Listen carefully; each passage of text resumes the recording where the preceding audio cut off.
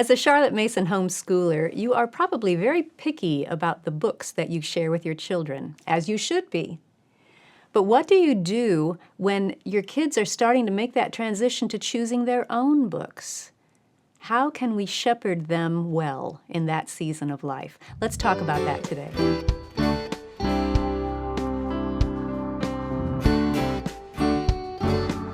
Welcome to the Simply Charlotte Mason podcast. I'm Sonia Schaefer. Joining me today is my friend Amber O'Neill Johnston. Amber, let's talk a little bit about when our children are making the transition to choosing their own books. We talked a lot about pre-reading and the importance of that. Yes. But we also recognize there comes a time when it's physically impossible to keep up. You've got 4 kids. That's right. All of them are avid readers, I'm assuming. Yes. I had 4, and they're all avid readers. And it just becomes physically impossible to keep up. It does. And in our home, I became a literal bottleneck because I was used to pre-reading every single book that they ever read.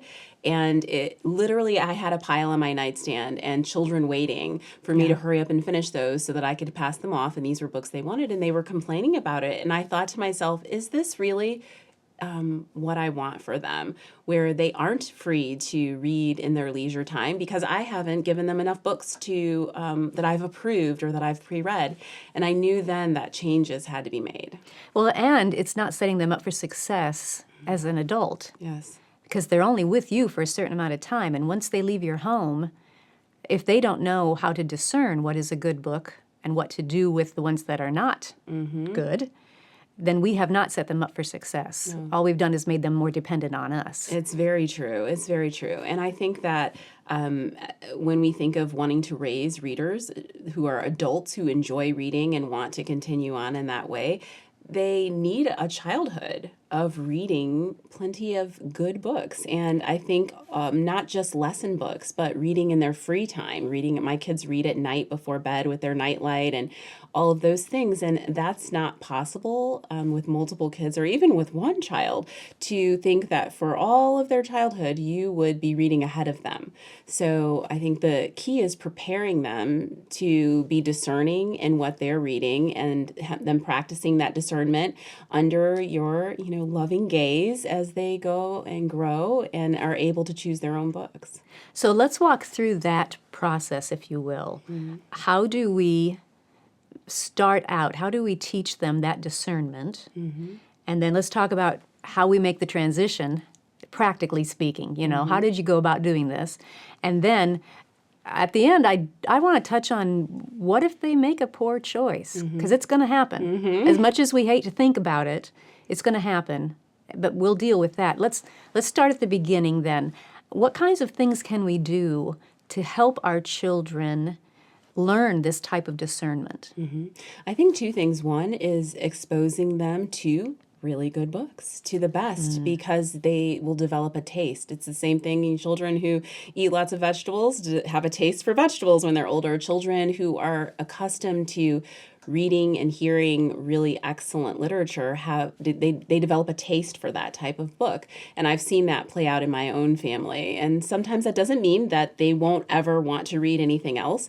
But my kids will be like, oh, this is a bubblegum book, but I'm going to read it anyway. It's a name they came up with, and I think it's cute, and it's meaningful to our family. It means that this book isn't probably worthy of your time, but I'm just on a whim. I feel like it this Saturday rainy afternoon. Yeah. And I think helping them develop that taste is important. I think the other thing is in those years where I'm reading most things aloud, that I narrate to them or describe to them my thoughts about this book. And I might stop and say, okay, that idea that the author just shared is not something that our family believes, or it's not something that I think would be pleasing to the Lord for us to head in that direction. But I know that this book has a lot of other ideas in it that are good for us to learn and examine. So I'm going to continue reading. And we'll go ahead and finish the book. And there have been a few times, not as much, but where I say, okay, guys, I vetted this book ahead of time. I thought it was heading in one direction. I see that the author is headed in a completely different direction. And it's so saturated with things that I don't think are true or good that we're just going to set this book aside and read something else. So I could do that as a parent on my own without explaining it to them. Of course. But that is one way that I show them that I'm in a constant process of this in my own life. And this is how you can do that as well. It's just like walking them through how the thought process, Yes. walking them through how you are thinking about it. It reminds me of, in a small way, it reminds me of how you make the transition when you're teaching them a chore. Yes. I do it and you watch me. I do it and you help me. Okay, now you're going to do it and I'm going to help you. And so on and so forth until they can do it on their own. And so you have vetted it ahead of time, and they're watching or listening as you read aloud the good stuff so they know what the standard is. Yes. And they're very familiar, they're expecting this high standard. But then you're also going to walk them through your thought process. And I assume that didn't take up, 10 minutes of every lesson. No, it's It was very just quick. once because in a while. mini lessons, it doesn't come up at all. Right. You're just reading the book, everything's fine. But when it does, and I think it was important for me that I wanted to strike a balance, that there is a spectrum. And perhaps each family and then each individual has different feelings along what they're able to tolerate or accept in a book. It was important that they didn't feel like just because this book contains something that we disagree with, we don't throw the book away. That is going to happen. So it's a matter of being able to tell when it's okay to keep reading and say, okay, I'm learning about a different perspective here. And when it becomes something that it's not good for us to read, or we shouldn't use our time to pursue this author's thoughts. And I think it's delicate. I think it's something adults are still learning as well. Yes. I mean, I find myself wondering, should I be reading this? Oh, yeah, I did that last week. I was reading a novel that someone else said is their favorite book of this particular time period, historical fiction book. And I got up to chapter 7, and even from the first chapter, it's like, oh, I didn't expect that in there. And then a couple more chapters, oh, I didn't expect that. I got up to chapter 7, it's like, why am I still reading this? Yes, it happens. Forget it. Yeah. Yeah. This is not for me. Yeah. And I think that's a wise thing to teach. And it's a wise thing to teach that you don't have to read everything that perfectly aligns with your thoughts either. And it's an art, I think, as much as it is a science. And our children need practice. And I think in the beginning, when they're younger, they're practicing through me telling them my thought process. That's their practice. But then as they get older, I want to see them practicing. What do you think about that book? Or what do you think about what they said in this chapter? Or the author's perspective on such and, thus and such. And I'm listening to them and we're discussing it. And I think that's the next stage. That's how you make that transition. Definitely. So have you read that book ahead of time still so that you know what questions to ask? Like, what did you think about this particular aspect of it? Is that how you made the transition? Yes, and that even more so with the younger children, right? Because that first one is more of my guinea pig. I'm like a night ahead of her in the reading, but now I've read that book before, and so as I'm reading it with my younger children are reading it, I have read that book and I've gone through it with a child already, and so I really try to stay up to date with my oldest readings, knowing that that'll flow down through the years with the other children. How do you remember all of these for all these titles? Do you have cheat sheets? I do, and Good they're in my girl. books. They're in my books. Oh, yeah. Yeah, so it's just right there in the flap of the book. And I always think to myself, this is going to be a gift for someone. Can you imagine if you had your grandmother's book and had her notes in there of what she thought, or even warnings? I'm like, top of page 117. That's not true, exclamation. And I think it's a special time, and it helps me when I'm doing that book 2 years later with someone else, and then 2 years later that I don't necessarily need to reread the book all over, because I can look at my notes and say, okay, I remember that, I remember this. And it's not always, I don't want people to feel like it's always a warning of bad content. This is not okay for Christians. Or sometimes it's just something that my child's unfamiliar with. It could be something that's controversial. It could be something we just haven't studied or discussed before, and I want want to be very sensitive in what they're hearing about it for the first time. I want to be involved in that. So I might say on a note on page 26, come get me when you get to this page. And just little things like that. They're not extensive notes. They're not cliff notes. They're not a booklet. So when you say something like, come get me, that to me signifies that you have part of the whole process up to this point has been developing a relationship so your child will come get you. Yes. And Talk a little bit about that relationship. What should that be like? How do you cultivate it? What should it look like? I think it's a couple things that I have hard conversations with my kids, so they have the experience of discussing difficult things with me. The other thing is that if I've always told the kids, when you come to me, you are not going to get in trouble for what you share. And I think it can be scary for kids. I know a little bit it was for me as a child. I don't really want to tell my parents that I saw this movie at the sleepover because then I won't be able to be friends with her anymore, or my parents will be mad at me that I watched something I wasn't allowed to watch. I don't want that with my children.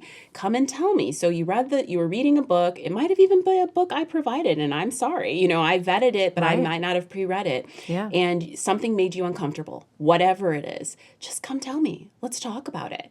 And let's talk about why you're uncomfortable and what that means. And I'd even love to hear your thoughts on whether you should keep reading that book or not. And I think that my comfort grows as I see them having these discussions with me, and where they're repeatedly coming and doing the hard thing of coming to talk to me about what they're reading.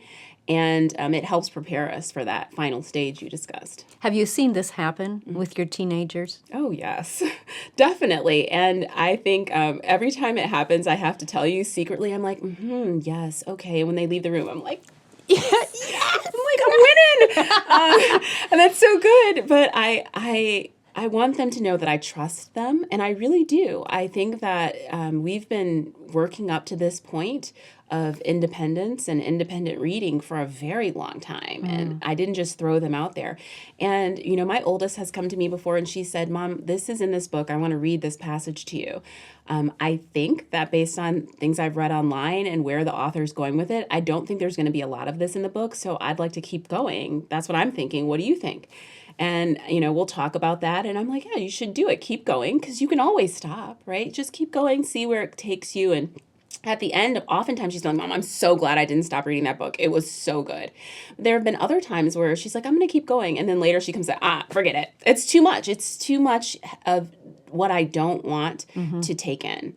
And I'm telling her, congratulations, you are maturing. That's what that looks like, where you're making that decision on your own. And so I become more of a friend. It's like more of a book club environment where we're talking about what we liked or didn't like and what we got and gained from a book and what we might have set aside.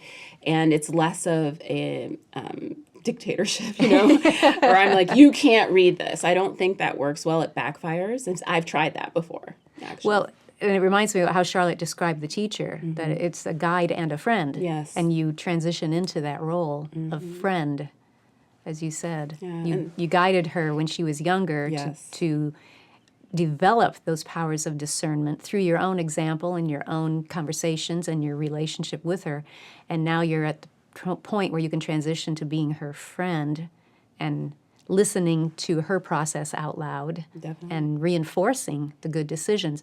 Okay, so what if the decision is not good? Has that ever happened? Yes. And Okay. we have hiccups there. It happens a lot of times with popular books that the kids see that are being shared at the library on top of the shelf, or that they read about in magazines, or their different friends tell them about. And it's really difficult because they're begging to read this book, and I'm looking at the book and I'm like, this is trash, and I don't really want my kid to read this, and they're wanting to read it. And for me, it really depends on the child. I don't have like an age cutoff, like this kid can read this and this kid can't. I think that creating forbidden fruit can sometimes be difficult in a literary world. And so I try to say yes as much as I can. And the reason for that is sometimes I say no. And I want them to respect the no and not feel like it's frequent. So the times where I've said, listen, I read that book or I read about that book, and that's just a hard no. And when you are an adult or when you're older, if that's what you choose to read, that's fine. But I can't in good conscience allow you to read that now. Do you give them some of your thought process behind it? yeah, Like, it's a definitely. hard no because it contains. Definitely. And you know, we can talk about that same child. My oldest is very sensitive to violence, to gore and extreme violence. And I noticed it in movies growing up, even these movies made for kids. She would be shaking. She was scared, even though the other kids weren't. I'm like, I know about this book, and some of the scenes are very, very graphic with violence, and I think it will disturb you. She said, Mama, it's fine. That was when I was younger. I can handle it or whatever. And I'm like, no, because you don't fit in our bed anymore. And I remember the nights where you were sleeping right there for weeks because of something that you saw or read. So that's a no. And I mean, I just don't advise that for you with Yeah. so many other options. There are things. So those are examples, and that's an example where that book isn't necessarily bad. Another child might be able to look right past that and think nothing of it. But I know my kids, and I think that as a parent, I do have the final say and the ability to say no. But I also have the responsibility to reserve that only for only the times when I really have to. I want them to have an increased freedom and ownership, knowing that they won't always live with me. And at some point, they'll be able to read whatever they want, whenever they want. And I'd like them to practice while they're still in my home. And some of that practicing, I mean, you learn a lot from making mistakes. Yes. Yeah, Let's we be do. honest. And hopefully, if you have fed them with what is good and noble and just and worthy as much as you can all of these years. I mean, the school books you pick out, you are feeding them that good standard of books. It's not that they're only reading these things. Definitely. That's just on the side. They're going to see it doesn't measure up. And I keep thinking of the phrase separating the wheat from the chaff. I see that. Yeah. Some books are only chaff. I agree. You know what? And that reminds me of another strategy I have is it directs my family read aloud. Sometimes when I see someone heading off over and I want to pull them back, I'll just go get a really rich book that I know is a great story. And we have a tradition of family read alouds daily. And so when I bring them, they're like, oh, hanging on my every word. And it makes them want more of that. Of the that good stuff. feeling. Yes, Yeah. that wanting more of that. So I think there are ways, to kind of strategically drop that in and keeping it going over time. I don't think, oh, well, you're older, you're in high school now, so do what you want. But I am still guiding even Yes. then. Yes, I think that's wise. What would you say to a parent who has a hard time letting go of this, who is the bottleneck and admits it, but has not yet come to the point of being able to let go and take a step back and allow the children to have a little bit of choice in this matter? How can that parent get started down this path? First, I'll say I understand because I was there. But I think when you think beyond just books as to what you want for your children and who you want them to become, and you realize that you're leading in fear in that moment rather than setting an example and, kind of being willing to dig in and do the hard work to get to the end of this educational journey and having your child set up for a really whole living, an idea of whole living as an adult. When you back up and think of this is not just about the book, but it's really about who I'm raising and how I'm raising them to be, it allows you to, even if you're like, okay, I'm going to let go of this. And White knuckle, peel the fingers off. Exactly. Yeah. And I think it helps, community helps because you can be, hey guys, have you heard of this? Are you familiar with this book? I don't have time to reread it. What do you think about this book? And, there are certain sites where you can kind of get really good reviews from people that think similarly or would feel the same way about certain books. And sometimes I just really have to rely on that and say, I researched this, and to the best of my ability, I think this is going to be fine for them. And if it's not, I trust that they'll come to me. And you will tell them that when you yes. hand it to them. Definitely. Yeah. Because I'm Yeah. sometimes like, here you go. It was a very difficult transition for me. Yeah. But now that I'm on the other side of it, I can say it was absolutely the best thing to do. That's wonderful. So what we don't want to do is swing from one extreme to the other, No. where we say, I have to pre-read everything. Okay, never mind, just read whatever you want to. Yeah. This is not a anything goes. No, it is helping shepherd our children through thinking with discernment, Yes. step by step, stage by stage, and keeping those lines of communication open so you can continue to coach and be their friend and speak into what they are reading and have them share their thoughts with you. Absolutely. It's life. It is. It's good practice. It is. It is. Thanks. If you enjoyed this podcast, be sure to subscribe so you don't miss an episode. Thanks for joining me. I'll see you next time.